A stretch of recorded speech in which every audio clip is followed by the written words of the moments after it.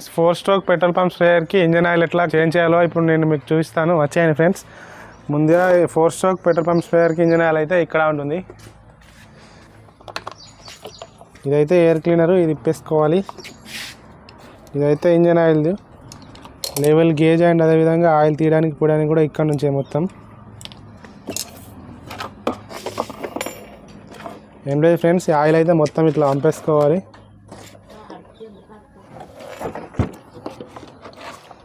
పాత ఆయిల్ తీసేసిన తర్వాత కొత్త ఆయిల్ అయితే పోసుకోవాలి. నేనైతే 20W40 కాస్ట్ ఆయిల్ బైక్లో పోసేటువంటి ఇంజన్ ఆయిల్ అయితే యూజ్ చేస్తున్నాను. ఇదే యూజ్ చేయాలి, ఇదైతేనే బాగుంటుంది. ఇంతే ఫ్రెండ్స్, ఆయిల్ అయితే గేజ్కి వచ్చేసింది. ఇలాంటి మంచి మంచి వీడియోల కోసం మా ఛానల్ సబ్స్క్రైబ్ చేసుకొని లైక్ చేసి మీ సపోర్ట్ ఇవ్వండి. Thank you.